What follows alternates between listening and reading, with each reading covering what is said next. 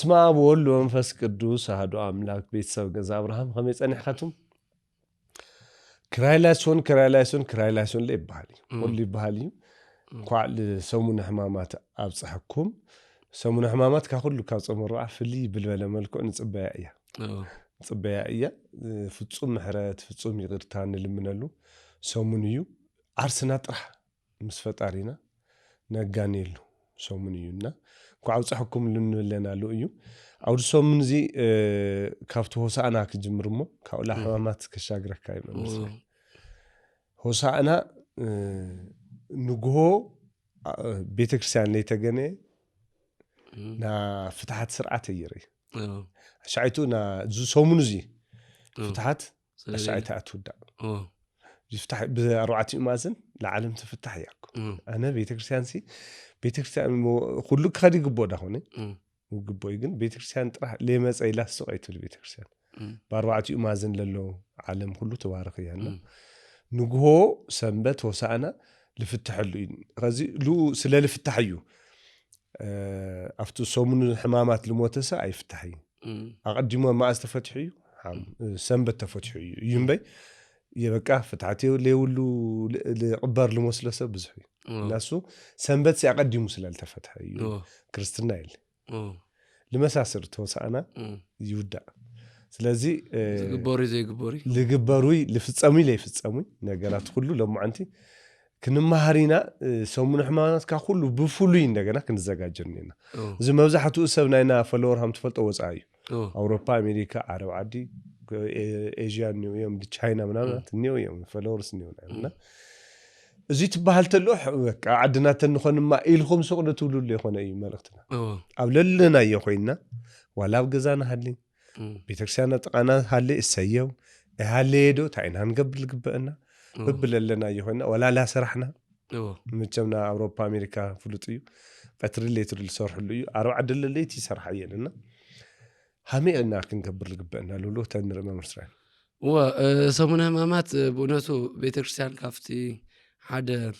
ንትውልዲ ከይርሳዕ ትገብሮ መንገዲ ትውፊታዊ መንገዲ እንዲዩ ትውፊት በቃል ጽሐፍ ትውፊት ሎ በፕራክቲካል ዝኾነ አርቲስቲክ ዝኾነ بتجوار كيرسع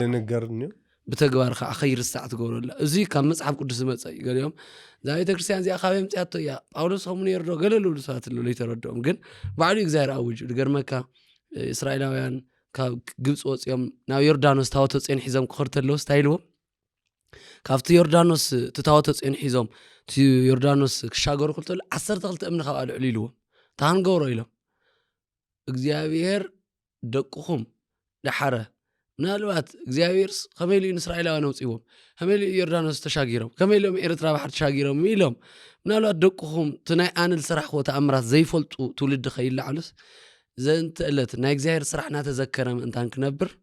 ተን 10 በ12 ነገድ እስራኤል ምልክት ዝኾነ እግዚአብሔር 12 ነገድ እስራኤል ከም ለሻገረ ንደቅ ደቁኹም ታሪክ ክኸውን እንታንስ እማን አልዕሊልዎ እግዚአብሔርስ ከይርሳኢሉ እግዚአብሔር ለኾነ ምልክት ይገብር ቤተክርስቲያንና ቀድሞ 2000 ዓመት ተፈጸመ ኣብ ሰሙነ ሕማማት ሕዚ ትዝክሮላ ቀድሞ 2000 ዓመት ኣብ ቀራንዮ መስቀል ተፈጸመ ገሊኡ ቀድሞ 2000 ዓመት ነበርና ይህይወት ከይንርሱዕ ምእንታን ቤተክርስቲያን ትነገርሱ በስርዓት በአምልኮ ናፈጸመት ክሳሕዝ ተሕልፈናል ካሁሉ ሲት ቤተክርስቲያን መምርሳያም ተፈልጦ ካሁሉ ኃጢአት ሲ ሕማማት መስቀሉ ወይም ሕማማተ ክርስቶስ ምርሳይ ካሁሉ ኃጢአት ተገበረ ለኻዋጋ ምርሳዕ ካውላ ለኃጢአት የለ ለዚህ ሱለለ በተግባር ተለቀረይሲ በቃል ጥራሕ ለሆነስ በተግባር ለተለቀረይ አህሊናና ተሳይሉ ዳር እንተ ዘላለም ናዘክርና ይክነብር ተንኾን ተኾን መምማዓልቱ እኮ ዓርብ ስቅለት ትኾን ነርዋ ወደ አህሊናና እሱ ግን ዋላ ጉላታ መስቀል ሰቂላ ለኳስ ይርሳዕ ዝንጋይኒዮ أزس عمت حديث عديهم حماماتنا كريستوس تذكروا تلوس تجاجها قد ملكنا إن نذكروك أقول لا تني كاريو جن سب زنجايس لللو رسعة للخنا تطيق الله كواخا جميل رسعة للخنا بيتكسي كل شيء حماماتو كنستوس متى عمت لل بالبلاتة نا كريستوس حمامات لستوسو لامببت لازيمت ها نذكرنا نسجرنا نصومنا عربون نحلفه ቤተሰብ ገዛ አብርሃም በሚዲያ ገዛ አብርሃም ናይ ምኽሪ አገልግሎት ጀሚርና ምህላይና ትፈልጡ ይኹም አብዙ ምኽሪ አገልግሎትና አብ ቅድመ ሓዳር አብ ሓዳር አብ ወልፍል አለው ኮታስ መንፈሳዊ ህይወቱም ከዓብዩ ልደልዩ ሰባት አገልግሎት ምኽሪ ለሃብና እስከ ሕዚ ጸኒሕና ኢና አብዚ እውን ብዙሓት ሰብ ሓዳር ተዓሪቕና ኢና ሓዳር ንሓዳር ክወቅዑ ዝደልዩ እንደገና ስልጠና ሂብና ኢና ኮታስ ብልተፈላለየ መልክዑ ስልጠና ለሃብና መጺና ኢና ብልተፈለየ እንደገና ኣብ ወልፊ ለለው መንእሰያት ብሳይካትሪስት ልተሓገዘ ኣብ ሓዳር እውን ብስነ ልቦና ምሁራት ልተሓገዘ ስልጠናታት ብልተፈላለየ መልክዑ ለሃብና ኢና እና ኣብኡ ምኽሪ አገልግሎት መጺኹም ምኽሪ አገልግሎት ክትረኽቡ ጻውዒትና ነቕርብ ኢና ስለዚ እሱ ግድን እዩ ዓመት ክትዘክረን ናሕማማት መስቀል ፍጹም በትክክል ቤተክርስቲያን በትክክል እዚ ቤተክርስቲያንና ኩሉ ሻዕሮ ወይ ዓርቢ ንጾመሉ ምክንያት እሱ እዩ እቲ ነገረ መስቀሉ ከይንርስዖ ኣብ ሰሙንስ ታልተፈጸመትና ዕለት ዓርብ ከይንርስዓ ምእንታን እያ ትገብሮ ግን ኣብዚ ሃመ እዩ ክባል ተሎ እግዚኣብሔር ይኣውጅዎ ልገርመ ካብቲ ታወት መኽደኒ የስሬት መክደኛ ልብልዎ ኣሎ እቲ ናይ ታወት ኣብቲ ናይ ደሙ መቕረብ መሰውኢ ናይቲ እንስሳ ኣብቲ ናይ ብሉይ ኪዳን ነበረ ትዋና ታወተ ሙሴ ወይ ድማ ጽዮን ናይ ጽላት ዝበሃል ኣብቲ ስሬት መኽደኒ ለሎ እንታይ ልቕመጥ መሲካኡ ልቕመጡ ካሊእ ነገር ኣይነኻኹን መና ይቕመጥ እዩ ኣብቲ ታወት ካብ ኣቕምጥዎም ካብ ለለ እግዚኣብሔርስ መና በትረ ኣሮን ኣሎ ንምንታይ መና ኣቕሚጥዎ ክበሃል ተሎ ኣቦታትኩም መና ወሊዖም የሻጊሮ እዮም ንትቐጻላይ ልመጽእ ናይ ክርስቶስ ስጉእና ደሙ ልፈስስ ስጉእ ኣብ ብሉይ ኪዳን ስጋው ደሙ ይነበረን ምክንያቱ ዓለም ኣብ ውድቀት ስለ ወዲቁ ነበረ ኣብ ሓዲስ ኪዳን ግን ባዕሉ መና ኮይኑ ስለ ልመጸ ናይ ዘለኣለም ኣቦታቶም ልወልዕዎ መና ኣብ መንገዲ ሞይቶም ጠፊኦም ብሎ ከምዚ ዮሐንስ ወንጌል ምዕራፍ 6 ዝምርቶ ኣሎ ልብል ከምቲ ኣቦታትና ካብ ሰማይ መኒ ኣውሪዱ ለውልዖም ሳይሆም ብልዕና ኢሎሞ ኣቦታትኩም ለወልዕዎ መና ሞይቶም ብልዮም ዝኸዝል ተወልዕሉ ስጋይ ደሚ ግን ንዘለኣለም ህይወት ዝኾነኩም እዩ بتأكل مسولم كم صرق لول حدقهم تأكل حز ريخات خوينخا እግዚአብሔር ግን ታመና ኣብ ተታወተ ጽዮን ኣብ ተስሬት መኽደን ቅመጥ ደልዩ ንምንታይ ደልዩ ክበሃል ተሎ ከይርሳዕ ንዘንተ ዕለት ኣቦታትኩም ብኸምዚ የሻጊሮ የ40 ዓመት ሙሉእ ምድረ በዳ ዙ ለሻገረኩም ኣምላክ ይሃዊ እግዚአብሔር ኣብ ወልድ መንፈስ ቅዱስ ከይትርስዑ ንማሊ ይቕሚጥዎ هو ቤተክርስቲያን እኮ እንደየና ጥንቆት መኻናኮ ሎምሎሚ ላቃሪ ለኸለም ቢያው ግንባር መስቀል ነይሩ ኣብ ኢድ መስቀል ነይሩ ኣብ ክዳን መስቀል ነይሩ ከዚ ኮይላ ጭራሽ ሰብ ላረስዑ እኮ ይኸድሉ ላሓደግ ይኸድ እዚ ኩሉ ልገበረትሉ ምክንያት ታ ቤተክርስቲያን ክለምድ ሰምንታን ከይዝንጋዕ ከይርሳዕ ካብኡ ልበልፀስ የብልና እዩ ሓዚ ናፍተዋና ነጥብታትና ኣተለና ሰሙን ህማማት ልጅምር ካብ ድሕሪ ሰዓት ካብ ሆሳዕና ሰንበት ፕሮግራም ኩሉ ስርዓት ኣምልኮ ሆሳዕና ዓብይ ሚስጥር እዩ ክርስቶስ ዳግማይ ከም ልመጽእ እንሆ ንጉስ ክመጽኡ ጽዮን በአድግ ተጻዒኑ ንጉስ ክመጽኡ ከም ተባሃለላ በአድግ ተጻዒኑ መጽኡ ትሕትኑ መርኣይ ትሕትኑ ካሊእ ትርጉማት ኣሎ ናይ ሰላም ምልክት ናይ ሰላም ሓለቃ ምዃኑ ብፈረስ ተመጽኡ ናይ ጦርነት ምልክት ስለነበረ በአድግ ምምጽኡ ሰላም የመጽእ ንጦርነት የመጽእ እዩ ብዓብዩ ግን ነገር ናይ እግዚአብሔር መንግስቲ ናብ ህዝቢ ከም ልመጸት እዩ ዘርኢ ብዓብዩ ከዓ ናይ እግዚአብሔር ሆሳዕና ወልደ እግዚአብሔር ወልደ ዳዊት ናተባሃለ ኢየሩሳሌም ዝተቀበለቶ ናይ መወዳእታ ምሆም ኢለ ዓለም ተብሎ ኣብቲ ናይ መወዳእታ ሰማይ ዘንባባ ዘንጽፍሉ ቅዱሳን ማሕበረሰብ ሰማይ ከም ዘሎ ይጠቅስ እዩ ነቱ ክርስቶስ ማለት እዩ ነቱ ወልደ ዳዊት ናይ ይሁዳ አንበሳ ተባሃለ ኤኒዌይ ግን ሕዚ ተዓባይ ነጥቢ ብድሕሪኡ ጎይታ በኺላን ኢየሩሳሌም ልበኺላን ኢየሩሳሌም ብክልተ ምክንያት ሓደ ኢየሩሳሌም ኣብ ኢየሩሳሌም ልቕመጡ እስራኤላውያን ንህዝቢ ንእስራኤል እግዚአብሔር መከራ ከም ለምጹ ንኣምላኾም ችግርና ሕማማት ከም ለምጹ ልርዩ ኖም ከም ዘይጥዕሞም ሞኪሩ በኺሎም ኦ ኢየሩሳሌም ኢሉ በኺላ እዩ ነቲ ህዝቢ ይበኺሉ ብኻሊእ ገጽ ከዓ እቲ ነገር ሕማማቱ ከቢድም ስለ ዝነበረ እዩ ኣብ እግዚአብሔር ልበጽሕ ኣምላኾም እዮም ቀቲሎም بحصيرو شعيت إسرائيلاوين برت سيمبولايز زجبر بحصيرو إخزاهر زي مفلس استملا هزوي إخزاهر صقيلو سو إسرائيلاوين إخزاهر ليه مسمع نإخزاهر ليه إزاز ملك تخينا من تجليسه بعوي جن حزي أبنا جرها مامات تايتا أيوم الجبوري ليه جبوري سرعة أمل كفت بيتك شان زجبوري سرعتاتي نري حزي كفتي جمير ولا أيت مغن ليت مقول له مخنياتات له ቆልዓ ለይ ጥምቀሉ ኣቡሊ ኪዳን ሕዚ ኣብ ሕማማት ክልተ ነገራት እዮም ዝዝከሩ ምእንታን ብግልፂ ከይዋቕዖም ሓንቲ ኣትዝከር ኣቡሊ ኪዳን ንነበርናሉ ቅድሚ ክርስቶስ ምስ ቃሉ ዓርቢ ስቕለት እንዲ ክስቀል መወዳእታት ሕማማት እውን ሸይቱ ኢሉ ውዳእ ቅድሚ ዓርቢ ምስ ስቕለት ምስ ቃሉ ዓለም ኣብ ምንታይ ውሽጢ እያ ነይራ ኣቡሊ ኪዳን ሕጊ ስርዓት ወዲቓ ነይራ እቲ ናይ ኣቡሊ ኪዳን ሕጊ ከዓ ናይ ባዕሉ ፅቡቅ እኳ ተሃሎ መብዛሕትኡ ግን ሰባት ድሕነትና ፈውሲ ክህብ ኣይከኣለን ስለዚ እቲ ናይ ቡሊ ኪዳን ዝነበረ ዘመን ንዝክረሉ ኣብ ሕማማት ናይ ቡሊ ኪዳን ዘመን ንዝክረሉ ካልኣይ ከዓ ነገረ ሕማማት ክርስቶስ ብዓብዩ ዝተሰቀየሉ መከሩ እናዘከርና ነብል ሶታ እዩ ተባሃል ተሎ ጥምቀት ኣይንጥምቕን ንምንታይ እዩ ውልደ እግዚኣብሔር ቡሊ ኪዳን ኣይነበረን ኩለና ትሕቲ መርገም ነርና ወዲ ደቂ እግዚኣብሔር ክትኮኑስ ናይ ውልድ መሰል ሃወኩም ተባሂሉ ተነገረና ክርስቶስ ምስ መፀ እዩ ክርስቶስ ብቤዛነቱ ብጥምቀቱና ብስቕለቱ ወዲ እግዚኣብሔር ዝብል ምስ ብሓጢያት ምስ ኣምላኽ ምስ ተዓረቕና ምስ እግዚኣብሔር ምስ ኣብ ምስ ኣቡኡ ምስ ባዕሉ ምስ ባህሪ ህይወቱ ምስ መንፈስ ቅዱስ ምስ ተዓረቕና ኢና ወደቂ እግዚኣብሔር መንፈስ ቅዱስ ብጥምቀት ብቐሊሉ ገላትያ 4 ሓቂ ሃምን ኣቦና ንብል መንፈስ ይውኩም ይሞ ይብል ትክክል ናይ እግዚኣብሔር መንፈስ ናይ ኣቦነት መንፈስ ናይ ኣምላኽነት መንፈስ ተዋሃበኩም ይብል ቅድሚኡ ግን ኦም ይነበረን ስለዚ እቶም ቆልዑ ኣቡሊ ኪዳን ለሊ ተወለዱ ቆልዑ ብናይ ዲያውሎስ ካብ ማህፀነ ዲኦም ጀሚሮም እቲ ዲያውሎስ ይጠናወቶም ይሕዞም ነይሩ ለሊ ተወለደ ቆልዓ ንሓጢያት ነይሩ ምስ ሞቶ እውን ናብ ሲኦል ይኸድ ነይሩ ስለዚ ንዚ ምሳሌ ውልደ እግዚኣብሔር ከም ዘይወሃብ ዝነበረ ኣቡሊ ኪዳን ንምዝካር ጥምቀት ስርዓተ ይፍፀምን ካሊእ እውን እቲ ምስላም ያው መስቀል ና መርገም ምልክት ነበረሉ ዘመን እዩ ግን ክርስቶስ ክሳብ ተሰቂሉ ወገብረ ሰላመ በመስቀሉ ዝበለ ብሰላሙ መስቀሉ ሰላም ክሳብ ልገብረልና ብሓፂሩ እቲ መስቀል ትርጉሙ እውን ካሊእ ነይሩ ሰብ እውን ብሓፂሩ መስቀል ስቀል ከም ርጉም ዝሕሰበሉ ግዜ እዩ እና ብሓፂሩ ግን ድሕነት ከም ለይተፈፀመልና ንምርዳእ ብመስቀል ትናይ ሰውነትና ኣይንባርኽን ሸይቱ ሰባት ብመስቀል ኣይማዕተው ገሊኦም ሰባት ነ በስመ አብ ይባሃል ይብሉ ዋ በስመ አብ ወወልድ ወመንፈስ ቅዱስ ዝበሃል ና ስላሴ እዩ ስላሴ ዘላለም ስላሴ ድሓቅ ንብል ስላሴ ካብ ጥንት ነበረ እዩ ኣብ ሰባት ልቦና ይረቂቁ ነይሩ እምበር ኣብ ወልድ መንፈስ ቅዱስ ካብ ጥንት ነበረ እዩ ስለዚ ኣቡሊ ኪዳን በስመ አብ ይባሃል በስመ አብ ወልድ መንፈስ ቅዱስ ይባሃል እንተይልካ ስላሴ ካብ ሓዲስ ኪዳን እዮም ጀሚሮም ማለት እዩ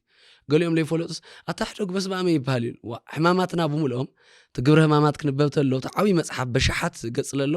በስመ አብ ወወልድ መንፈስ ቅዱስ ኢሉ ይጅምር ኢሉ ጠቅስ ምምዕታብ ለይገብር ግን ትድሕነት ገና ኣይተፈፀመ ገና ስለየበለ ሕማማት ኢና ኒና ተዓርብ ስቕለት ድሕነት ክፍፀም ተሎ ግን ቤተክርስቲያንና ዳሕሩ ናይ ባዕላ ስርዓታት ትጅምር ብድሕሪኡ ጎይታ ሰላማት ስለለበለ ብዓብዩ ፍቲ ትንሳኤ ኩሉ ሰብ መስቀል ይሳለም ብመስቀሉ ሰላም ገይሩ እዩ እሞ ደስ ይበልኩም ተባሂሉ ክርስቶስ ተንሥአ እሙታን ብዓብይ ኃይሊ ወስልጣን ናበልና እቲ ናይ ቤተክርስቲያን ስርዓት ንጅምሮ ማለት እዩ ትንሳኤው ብርሃን ከም ለብራ ቅድሚኡ ግን እንታይ ክሰት ኣሎ ተልና ኣብኡ ሕዚ ልግበሩ ነገራት ኣሎ ቅድሚ እዚ ግበር እዩ ኣይግበር ቅድሚ ማልና ኣብ ሰሙን ሕማማት ካፍቶም ጾም 4 ኣብ ጾም 4 እኮ ናይ ስዕረት ምግቢ ንበልዕን ኣብ ጾም 4 እኮ ንጾም ኢና ግን ኣብ ስዕረት ኣብዚ ሕማማት ግዜ ብዝበለፀ ኣጥቢቆም ዝግበሩ ጉዳያት ኣሎ ሓዚ ንኣብነት ጥብቕ ዝበለ ጾም ይእዘዝ እዩ ጥብቕ ዝበለ ጾም ናጾምና ኢና ነርና ሕማም ኣብ 4 ጾም ሙሉእ ኣፍታን ሕማማት ተወሰኽቲ ግን ጥብቕ ዝበለ ጾም ክሳብ ፀሓይ ተኣቲ ይጹሙ ይብል ጥዕና ለሎም ምእመናን ክርስቲያን ክሳብ ፀሓይ ተኣቲ ይጹሙ ነገረማ ወይ ቅዳሴት ናይ ኣብቲ ስርዓት ሕማማት ስርዓት ኣምልኮ ዝግበሮ ኣብቲ ሰሙን ሕማማት ዝግበር ኣምልኮ ክሳብ ልውዳእ ቅዳሴ እንጀራ ይበልዑን ክሳብ 11 ሰዓት ገለ ኣጋ ምሸት ይልውዳእ ንኣጋ ፀሓይ ዓራርቦ ስለዚ ምግቢ ይብልዑ ጥዕና ተሃልይዎም ይብል እቲ ነገር ሕማማት ይዘክሩ ኣመጋግባ ፍልይ ይብል እዩ ኣመጋግባ መሪፅካ ምብላዕ ኣይኮነ እቶም ሓደ ኣመጋግባ ስርዓታት ጥብቅ እዮም ዝኾኑ ትበልዖም ምግብታት ምናልባት ንስጋኻ ለይሙች ይኾኑ ይኽእሉ እዮም ነገር ሕማማቱ ንምዝካር ትገብሮም ነገራት እዮም ብሱርለም ሓንቲ ሰዓት ትበልዕ ማለት እወ ስለዚ እዚኦም ነጥብታት ኣሎ ፀሓይ ዓራርቦ በልዕኻስ ለይቲ ደክበልዕ ይትብል ይመችስ ንሓንቲ ሰዓት ትብል እዚኦም ኣለው ኣብ ልዕሊኡ ከዓ ዝግበሩ ስርዓታት እዩ ስላቅ ቀልዲ ገለታት ይኾነ ኢቨንቶም ሓደ እዮም ምናልባት እግዚኣብሔር ዕድል ለሃቦ ኣብ ቤተክርስቲያናት ይልሕልዎ ንውር ስራሕቲ በዓሉ ጠጠው ይብሉ እዮም ንውር ስራሕቲ ምናልባት ወፃኢ ለለው ብካልኦት ባዕዳውያን ህዝቢ ልመሓደሩ ባህዛብ ልመሓደሩ ሰባት ኣለው እዚ ለይ ክኽእሉ እዮም ንሳቶም ተፈላለዩ ዓዲኦም እኒኦ ስራሕ ይቋሪጽ ክብሉ ተኽኢሎም ምስ መንግስቲ ምስ ሕጊ ስለ ልበኣሱ እምበር ኢቨን መደበኛ ስራሕቲ ቢልካ ኣብ ቤተክርስትያናት ዝሕለፈሉ እዩ ግን ኣብ ተፈላለዩ ዓዲ ዘሎ ከመይ ይሕልፎ ተባሂሎም ቢያንስ ካልእ ትረፍ እሞ ቀልዲ ሰሓቅ ገሊኦም ለው ፕራንክ ዝበሃሉ ቪድዮታት ናቀለደ መስሓቂ ቪድዮታት ናይ ደስታ ዘዝናኑና ኣለሽ ብስሩ ክልክል እዩ ኣብ ቤተክርስትያንና ሰው ግራ መንገዶም ሲዙ ቀልድ ጥራሕ ልፎት ሰብኒ ኣብ ሚድያ እና እዛ ሰሙን እዚ ኣግሃም ይግበር ደቅና እዩ ከተስተውዕልዎ ለግበኩም ከዚ ና ክርስቶስ መከራ ጥራሕ ንሓስወሉ ሰሙን መከራ ለሓሰብካ ፕራንክ ቀልድ ይትልሽ ስለዚህ ስታት ሃምኡ ልምድ ለለኩም ሰባት ኣብዛ ሰሙን እዚያ ጻድቅ ህሊና ክረጋጋ ሰውነት ክረጋጋ ቀልዲ ባጫ ለስዑ ነገራት ልፍለፋ ንግግር ክርሕቁኒዮም መቸስ እንድሕር ኣስተውዒልካ ይኮንካ ሓደ ሰባት ከዚ ሰብ ሰላም ይውል ሰላም ለይባህለሉ ዋና ምክንያት ኣብ ቤተክርስትያን ይሁዳሲ ብምስዓም ለክርስቶስ ኣሕሊፉ ይወዩ ለዚስ ከዓንዱ ይጥልቅ ልበለስ ተዘክሮኒና እዩ ለዚ ክርስቶስ ተማሕላሊፉ ለመስቀል ተዋሃውሉ ዘመን እዩ ዳልካ ይትሳዓይ ኣይትቅልዲ ወይም ደሞ ና ይሁዳ ተሓባባሪ ከተኹን ይልባልና ኣብዚ ሰሙን እዚ ሽንኳይዶ ሓደ ልተዓደለኒዮ ጥራሕ እግሩ ልኸድኒዮ ልተዓደለ ሱ እዩ እዛ ሰሙን እዚያ ጫማለ ይገብሪ ለጊጹ ነገራት ላይ ይገብሪ ብስሩ ለግን ደቀ ኣንስትዮ ለክፈጦን ኣብዛ ሰሙን እዚያ ጌጽ ይገብሪ ዙ ለመለኻኸዖ ነገራት ሰሙን እዚ ጸጥ ክፍልኒዮ ክረጋጋዕኒዮና እግረ መገደም ክፈጦ ታይ ይብል ሓደ ሊቅ ይናገር አቡ ሞይት ወሲ ልቅልድ መን ይብል afta حزن معلت afta ሰሙን ሰቡ ሞይት ወስ ልቅልድ እግዚአብሔር ነገረ ሞቱና ዓለልኻ እግዚአብሔር ተስቆልና በለሲ ስለቀልድ ስላቅ ለብል ሰብሲ አቡኻ ሞተለሲ ሰብ ገገልዩ ጨጉሩካ ሰይላጽይን ፍተን ሕማማት ጊዜ حزن ይገጥሞ ዝመረረ حزن ኣብ ሰባት ይግባል ግን ሰባት ተፈልጦም ይኻ ጸሊም ክዳን ይخدኑ ንታሰሙንሳ ልቦም ተጎዲኡ ስለኾነ afta ወለድ አቦ ምንኦም ልሞቱ መን ይስሐቅ ልሞጽ ይብል አቡ ሞይቱ ሰሓቅ ልሞጽ መን ይካኻትኩም ይብል እግዚአብሔር ለአክል ልሞተሉ ሰሙን ንቀልዲ ንስላቅ ልፍለፋ ይብል ንግ በቃ ተዛራባይነት ናፍትና ኸድኻ መባል ልፍለፋ ጽሞና እና ነገረ ክርስቶስ ይኻ ተሐሰብ ሄሊናኻ እምበር ልፍለፋ አይድልን ስላቅ ቀልዲ አይድልን ሓደ ውጽእ ዝበሉ ከም ትልልካዮ ቤተክርስቲያንና ኩስሩ ለኩስ ከዓምንታም ተኸትፈልድ ቤተክርስቲያን ፍርድ ቤት ለኳስ አይቆም አይቆም ለምንታይ ክርክር ይተልዕሊ ያው ሰሙን ሕማማት ክርክር ለሆነሲ ሐሳብኻ ጽሞናኻ ምስ ፈጣሪኻ ጥራሕ ትገብርሊ እክሊ አውዚ ታይብልቱ ክናገርተሎ ብስሩ ንምንታይ ቤተክርስቲያንና ሽዒቱ በዓላት ተሃልዮም ዝኾነ ፍሉይ በዓል ይሃሉ ይስዓሪ ወላ ቤተክርስቲያን ሕደጎሞ ቤተክርስቲያን አዚ አውጾም መርዓይልን ግን ደስታ ተክሊል ሕሳይን ሰይትስ ክንምር አደሊና በቅርባን ተይሎም ጽቡቅ ይኾነ ዲ ሽዒቱ ግን ፍሳህ ደስታ ይትገብርን መርዓል በሃል ዝኾነ ሰባት ኣብ ሰሙን ሕማማት ወላና ቤተክርስቲያን ታወትሲ ኮሮ ደስታ ግን አይግበርን ይዕጸዩ ምክንያቱ ክርስቶስ ኣብ حزن ኣፍትና መከራ አይናኔና ልገርም ገላት ድርሳናት ናይ ቅዱሳን አይንበብን ንምታይ ገላት ድርሳናት ናይቶም ቅዱሳን ለይንበብ ሕዚ ነገር ሕማማቱ ናይ ክርስቶስ መከራ ጥራይ ልንገር ታይ መስልካ ሚስተ ቤተክርስቲያን ሲ ዳ ማእምረ ህዋት ያ ትባል ዱዚኮይ ሃመ እዩ ተተቢልሲ ምስ ክርስቶስ ለማዓራረ ነገር የለ ናብነት ልደት ና ክርስቶስ ልደት ልባዓለሉ ማዓልተስ ና ቅዱስ ላሊበላልስ ልደት ናው ነገር መንፈስ ቅዱስ ልደት እንታ ዓዚኹምካ ላው ሓሙሽተ ያትሰድ ናው ነገር መንፈስ ቅዱስ ለምንታይ ሻይቱ ለይኽበርን አጎይታ እዩ ቃርና ጎይታ ደባል ይውል ፍጹም የብላይ ቤተክርስቲያን ኣብ ሕማማት ለነገረ ሕማማቱ ጥራሕ ይልባዓል እምበይ ና ቅዱሳን በዓላት አይባል ተክል እዚ ብዙሓት ሰባት አከራኸር ነይሩ ቀደም ደሞ ካዳ ሓና ኢላ ነቃ ኸይዲት ማሕበር ማርያም ኢሎም አንቲ ስገድ ይብሉ ወሉሉ ያው ጨዋ ይጠፊ እምበይ ምስና ጎይታ ሕማማት ለማዕራረ የለ ናዴና ቅድስት ድንግል ማርያም ላይ ማዕራረ ስለዚህ ታይ ልግበር ይስገድ ናዴና ቅድስት ድንግል ማርያም ናኻሎስ በዓላት ይሞ አይንሰግዲ አይባህሊ ምእመናን ክፈልጥዎ በደንብ ከዝለ ደጋጊምና ኢና ነገር ስለዚህ ታይ ማለት ኣብ ሕማማት ይስገድ ولا عرب سقلت توعيلا كاس يسجدينا لمنتاي دم مس غويتا بعل المعرره يبلح بيتكريستيان سرو نا كريستوس كله رئسه سكور رئسنا نا امنتنا حواريا يلو بسرم بمس فطاري لتخاخل يلي حاز تايدي غغليو منيو ኢሉ ስርዓት ብለይ ምፍላጥ نتمأمن بحق بؤنت كافتينا بيت كريستيان تمرتنا عقب هميل يو زي ربح تمرتات بفتنتي الراوح له ጥያቄ زي بعوي ولدنا نمتايكم خوينو قالوا انجل سرينا مرلنا ديوتو لمتصلس ويست حبرتسبنا اللي يربح عمره سلا المحلالف لي انا حزي قد بسلست عمت كركرني رفتو طورنت غزي لو ما انت ولا حمامات يخنس مريامي اي سجدي سولخا كوفي الخايلو وعل من يلو مريم سي اب حمامات خميد يالو علت نوعلا اب سقايكو يالو علت توانا سيف لغنيت لغزي وا بسرو بقى تايل انديو يوحنس وانجيلاو ينكير وايل ክርስቶስ ከተሐሰለው አይሁድ ሞጽየምሲ ነጊርዋ ሒዞም መኮን ጎይታና መስፈላ እግራኳስ አይገረትን ይብል ጫማ አይገረትን ሰንቢዳ ተላይላ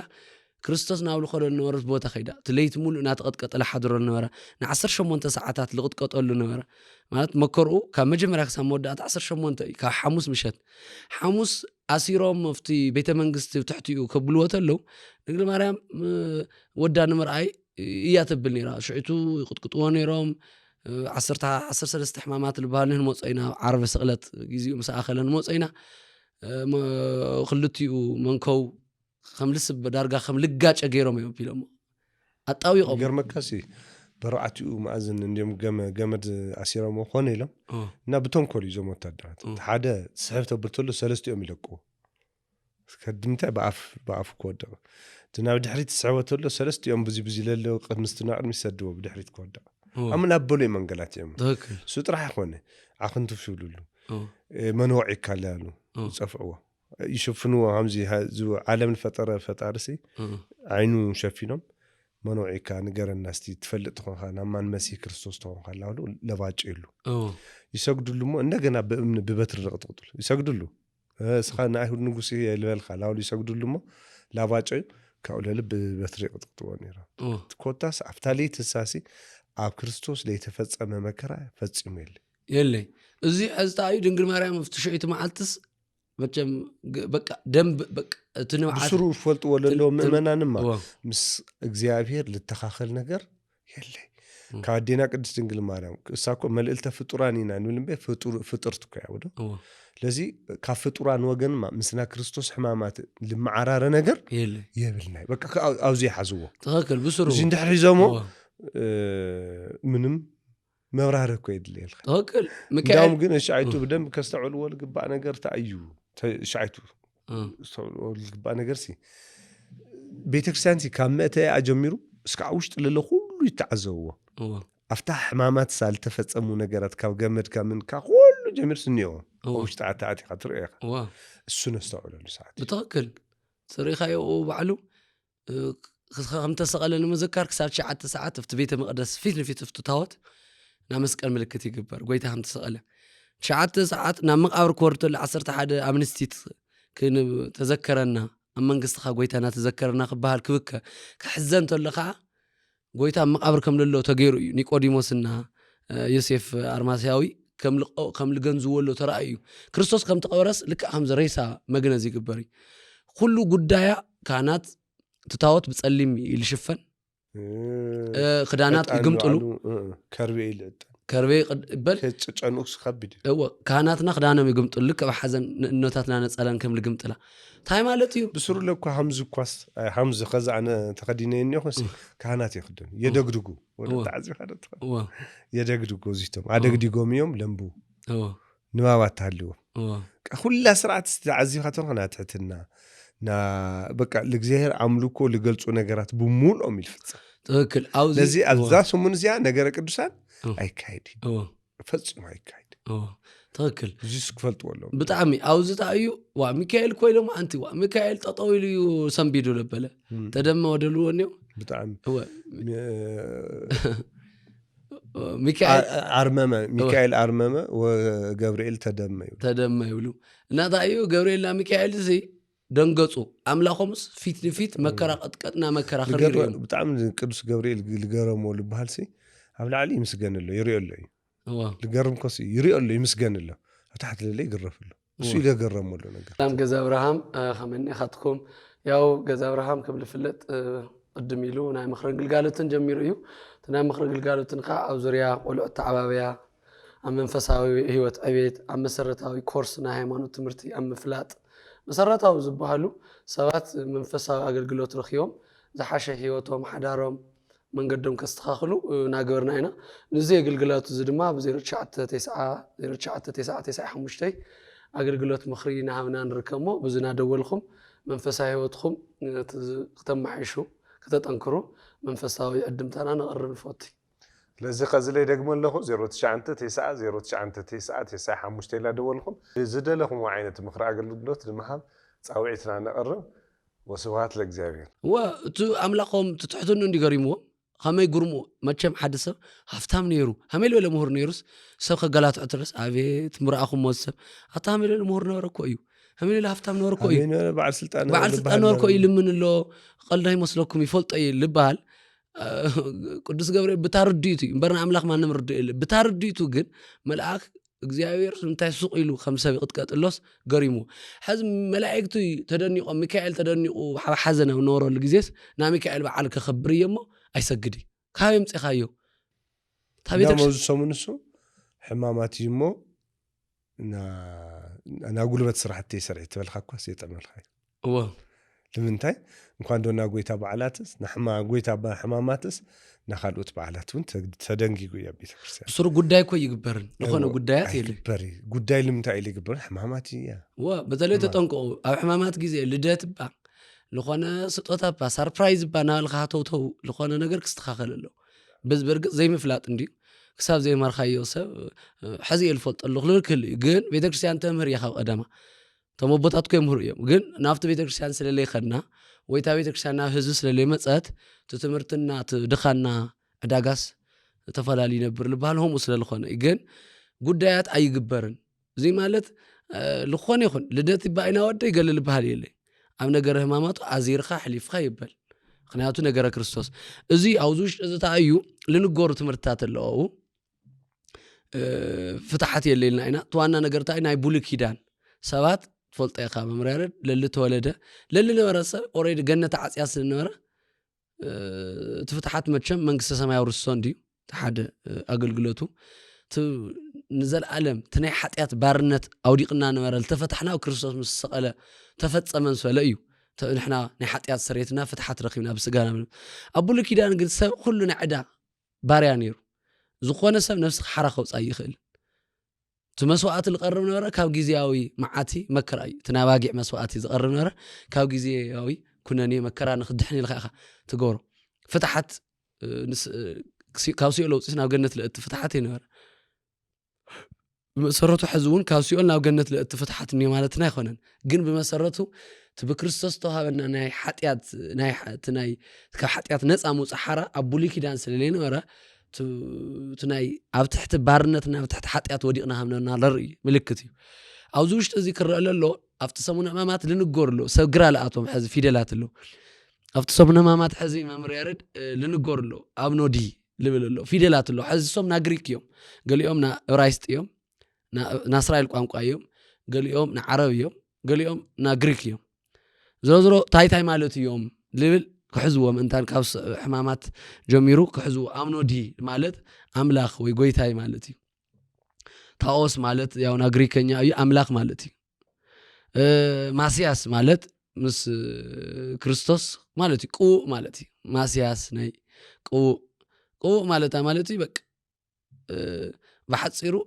ነታ ዓለም ንዓለም ቤዛ ኮይኑ ንኸድሕን ዝተመረፀ ማለት እዩ እዚ ብትስብእቱ ብስግኡ ልንገረሉ ዓብዪ ተኾነ ግን ብዓብዩ እዚ ሚስጥራት ንገረሉ እዩ ካብኡ ኣማኑኤል ኣሎ ኣማኑኤል እግዚኣብሔር ምሳና ኮይኑ እዩ እሞ ደጊምስ ንወፂና ሓራ ንወፂና ደጊምስ ኣምላኽ ንኣና ኽኢሉ ክስቀል መከራ ቅበል መፂ እዩ እሞ እናተባሃለ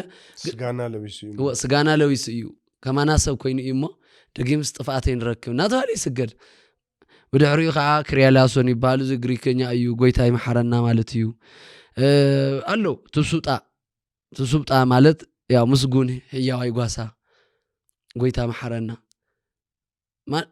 ሓቀኛ ጓሳ ኣዋጊዑ ና ጠፋእሱ ኢለ ይርአን ታይዳ ይገብር ናብ ልኾነ ኣራዊት ኣትየን ነብሱ ዋጋ ከፊሉ ባዕሉ ባዕሉ ምስ ኣራዊት ተወቢሉ ነፃ ይውፅን ሕያዋይ ጓሳ ኮይንካ ሓቀኛ ጓሳ ኮይንካ መፂኻና ኢኻ ብዛሕለ ሎሚ ሕማማት ዝገበርካዮ ብዝዕለት ዓርቢ ዝገበርካዮ ናቤዛነት ስራሕሲ ሓቀኛ በጊዕ ሓላው ምዃንካ እዩ ታበጊዕ ትባሃለት ሓንቲ ከይትብላዕ ምእንታን ተነባጊዕ ከይብላዕ ስኻ ዋጋ ከፊልካ ተነባጊዕ ከይብላዕ እኮ እዩ እሱ ተቢሉ ትፈልጥ ኢኻ ቀያፋ ታኢሉላ ዋ ካብዚ ኩሉ ዓለም ንጠፍእሲ ሓደ ሰብ ተጠፍአ ደ ይሕሽን ኢሉ እሱ ለይነጥፎ ኢሉ ብሎ መንፈስ ቅዱስ ግን የናጊርዎ እዩ ፍጥረት ብምሉእ ካብ ዝጠፍእሲ ክርስቶስ ባዕሉ ክመውት መፅዩ ኣባጊዕ ብምሉእን ብኣራዊት ካብ ዝብላዓስ ተሓላዊ ጓሳ ልሞተሉ እዩ ስጋ ዋከራ ዝቀበሉሉ እዩ ተሓላዊ ጓሲናስ ክንደይ ዝኣክል ነጓስኡ ነዋጊዑ ቅዱስ ምዃኑ ግን ዝገርመካ ኣብ መሬት ዘሎ ሓላዊ ጓሳ ይብል ሊቅኒዮ ሓደስ እንታይ ይብሉ ኣብ መሬት ዘሎ ሓላዊ ጓሳ ኣባጊዕ ልሕሊ ይብል ብክልተ ምክንያት እዩ ወይ ሓሪዱ ክበልዐን እዩ ወይ ድማ ክሸጠን እዩ ትናትና ሕያዋይ ጓሳ ግን ተሓሪድና ክንበልዖ ዘይኮነስ ባዕሉ ተሓሪድና ምእንታን ክንበልዖ እዩ መከራ ተቐቢሉ ይብል ስለዚ ካብ ምድራዊ ጓሳታት ይፍለ እዩ እሱ ሕያዋይ ጓሳ ልበሃል ማንም ሓላዊ ጓሳ ኣራዊት መፅኡ ተደፊኡ ተመፅኡ ኣባጊዕ ደርቢካ ኢልኽን ነታ በጊዕ ሓዲጓ ኢልኽን ነፍሰይ ከውፅእ ታይለይ ኣነ ምስ አንበሳ ለብል ነታ በጊዕ ከውፅእ ኢለስ ብዝእ ክብላዕ ኢሉ ንዝብኢ ኣንጠልጢልካ ደርቢካ ኢልኽን ትናይና ሕያዋይ ጓሳ ግን ምስቱ ሓያል ተባሃለ ንዘመናት ሞት ለሸንፍ ለለግንዮ ልቐትል ነበረ ሞት ፊት ንፊት ተገቢሉ ነቲ ሞት እውን የሸኒፍዎ ንጎይታ ሞት የሸነፎን እቲ ሞት ጎይታ ልሞተሉ ዋና ምክንያት እዩ እቲ ባህሪና ብሞት ገይሩ ናብ ትንሳኤ ከመይ ኢሉ ከም ልኸድ ከምህረና ደሊ እምበር ንሞት ተሸነፎ ይብል እዚ ማንም ሰብ ሞተ ይፈርሕ ዮሐንስ አፈወርቅ እንታይ ኢሉ እቲ ለይሞት ሞተ ሞት ክስዕር ምእንታን ሞተ ሙታን ካልዕል ምእንታን ሞተ ኣብዚ ሂደት ኣብዚ ብሉይ ኪዳን ኣለው እዚ ቅዳሴ የለን ቅዳሴ ተኣምልኮ ምስጋና መልክዕ መልክዕ የለን እዚ ሰላም ለገጽካ ናተባሉ ናበለ ንገጽኻ ንግርማኻ ገለ ልባሃል ኑር ሸይት ይብሉ ንምንታይ እዩ ክርስቶስ መከራ ስለሎ ነገር ህማማቱ ኢና ድርሳነ ማህያዊ ግብረ ህማማት ይንበው በቃ ልንበው ነው እዚኦም እዮም ልግበሩ ታይ ማለት እዩ ነገር ህማማቱ ጥራይ ልናገሩ መጽሓፍቲ እዮም ልበሉ ሸይቱ ጎይታ ኦሬዲ መከራ ስለሎ ድሕሪ ትንሳኤ እዩ ትምስጋኑ ሰላም ለትንሳኤካ ይብል ንትንሳኤኻ ሰላም ይብለኹ ናተባለ ሸይቱ ንትንሳኤው ብግርማ መልዓሉ ግርማ መለኮት ናተመስገነ ይኸ ሕዚ ግን ኣብ መከራ ስለሎ ሰላም ንትንሳኤኻ ይባሃል ለይተንሰ ሕማማት ኮይና ንሕና እኮ ቅድሚ 2000 ዓመት ኮይና ተመሊስና ተንሕማማት ንዝክረለና ናብ ብሉይ ኪዳን ነበረ ዘመንና ንዝክረለና ብግላጭ ናብ ብሉይ ኪዳን ሓሊፋ ተፈጸመ ኢሉ ቤተ መቅደስ ተቆሪጡ ቤተ መቅደስ ክልተ ተተርቲሩ ተመጋረጃ ተቢሉ ሽዒቱ እዩ ትናብ ብሉይ ኪዳን ሓለፈት ደጊም ንኸይትምለስ ብሉይ ኪዳን ሓሊፉት ስርዓት ትሕዚ ኣብ ሰሙን ሕማማት ንዝክሮምሲ ኣብ ዓርቢ ስቕለት መወዳእታ ተፈጸመ ኢሉ ቢሉ ትመርገምቲ ችግራት ብምሉ ኣብዚ ውሽጢ እዚ ልጥቀሱ ኣለው እቶም ሕድሕዳት ነጥብታት ለለው ያው ትፈልጦ ኢኻ ኣብዚ ወቕቲ እዚ ሩካቤ ስጋ ብዓብይ ልኽልከለሉ እንደው እንታይ ይብል ብዓብይ ልኹንኖ ናልባት ምእመናን ከም ሰብ ክወድቁ ክልዓሉ ክእሉ እዩ ኣብ ሓደ ጾማት ክኸውዶም ክእሉ ምእመናን ፈቂድና ኣለዎም ኾናን ግን ከም ሰብ ምሰባት ነውሶም ድንገት ኢንሶይትን ጾር በርቲዕዎም ልኾነ ፈጺምና ገለ ክተወሉ ዞም ደቂ ጠንኩሩ ገለና ተባሃሉ ይኸዱ እዮም ኣብ ካሊእ ጾማት ኣብ ሕማማት ጊዜ ምስ ሰበይቱ ሓጓስ ተላ ተሓጓስ ዝገብር ምስ ሰበይቱ ብሩካቤ ዝሕጎስ ሰብ ተሃሊ ግን እዚ ምስ ናይ ክርስቶስ ነገረ ድህነት ከም ተቋሚ በቃ ከምቲ ናይ ይሁዳ ምድለልካዮ ነገረ ጥቕሙ ኢሉ ለበለ ከምኡ ይልበል ሰው ክጥንቅኦ ኣለዎም ኣብ ሳ ሓዳር ለለው ብተኻለ መጠን ዓራቶም ምፍላይ ዝኽእሉ ተኾይኖም ተለይ ኮይኑ ካብ ምጥንቃቅ እዚ ምጥንቃቅ ኢለድሊ ንማል እዩ ብዓብዩ ግን ኣብዚ ውሽጢ እዚ ንበው መጽሓፍትታት ኣለው ብዓብዩ አንቶ መጽሓፍ ቅዱስ ግብረ ህማማት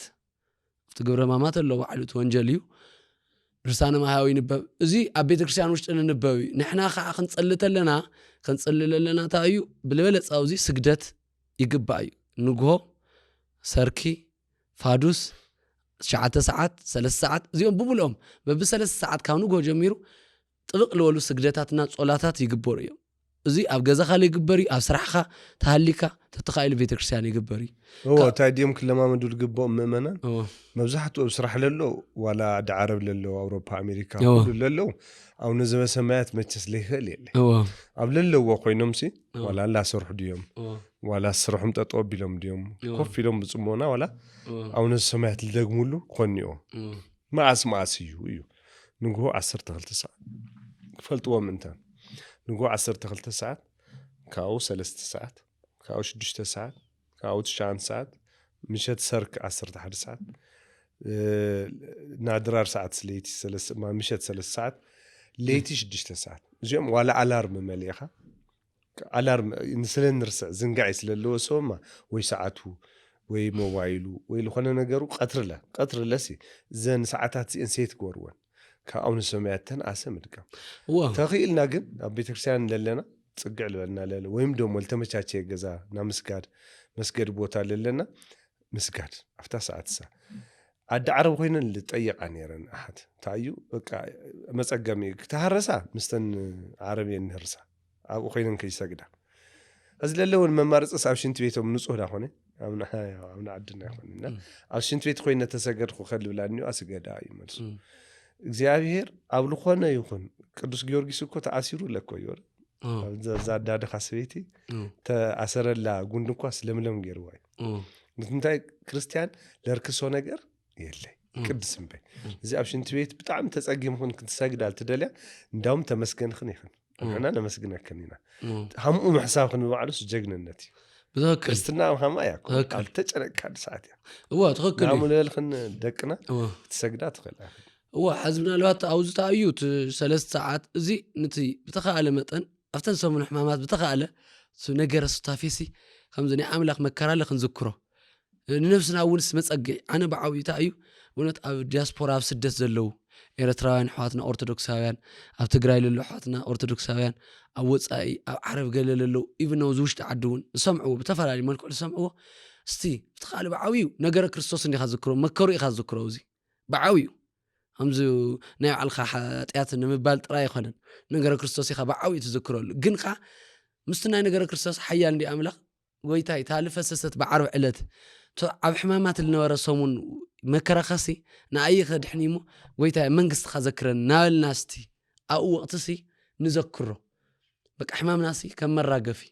بعوي تميستر نغير كريستوس نمذكاريو حمامات نغورو نغزانا علنا طم كواس يخولن طريقيو قنونا شيء فتحت لي واتاي نغزانا علخا ني حطيات خسريت مود طراي لي هونس تنغره همامات يخذكروا لكريستوس لخفل واغاس افتا سومون بيانس تذكروا خالي غزي نغزانا علخا حطيات قال تبكي اباغن بعوي سلنا غير كريستوس تحزن ازي كو اندحركم ليول غن خلتي وسيكا خلتيو ني علخا حطيات ونذكرخ تنا كريستوس مكرا كو اندحر تزلي ولكا ليتسقركا ليتسمعكا كو تمكروا اندح ليتذكركا سي بيانس نايو على حطيات نذكر خبخ قويتافتنا مود اتا غزي نتنا يرسالم نستايلون بخينا ليول مسقطو شكيم كو يخلو منقد كاب دحريو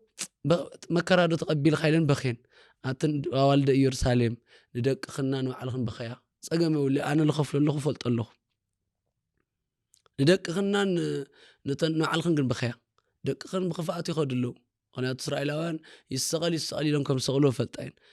حزب اسرائيلونو عمص ينيرو أو جزيهر اللي مفلات نيرو بفريساويان بالتبالاشي بيت كهنة سرعتنا بالتبالاشي هيوت أملا الله إلو نخونا جزيئيو أملاخ مزيو سيدنا علىهم بخيو تم قدسان نجار كريستوس نذكروا كل شيء يبلو 4 عربكم بيتكسرنا بخم يا سريعته 4 خين رصاو جيراتو بيانس جن سبب نيو على حد يتذكروا خبكيول أيجب عنده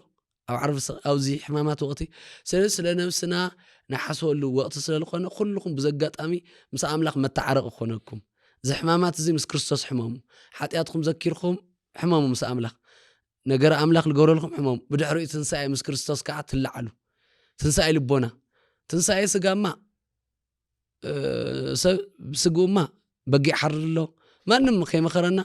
قرش خالهم صمت يتلقحوا سجاي حرر له بقي حرر له انكو عدس لنا بقي محرر بقي بمحرر لما تنسى يقنيلن ناي كريستوس بقي ليبلع خيو 30 عام تقميط خاصنا او دا امت لما صواقي خاب قالنا تقبلوا طراي سلبلع سب دحنا تيركب سلازي مس كريستوس حميمنا قمت له ولا كوي نحنا مس كريستوس مكران قبل تطمقت سوي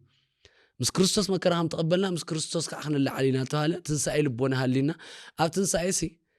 بحطيات كنمودق يبلنا سقط صلاي كنوم صينا غنا تنساي الجرمكا كريستوس نبوزو حطيات نخوغدي قبل موت لا معلتي مويتو بلتل على له تنساي بزح حسابات افتو ناي تنساي وقتي بزح حسابات እንደገና ሙማት ይጀምሩ ይብል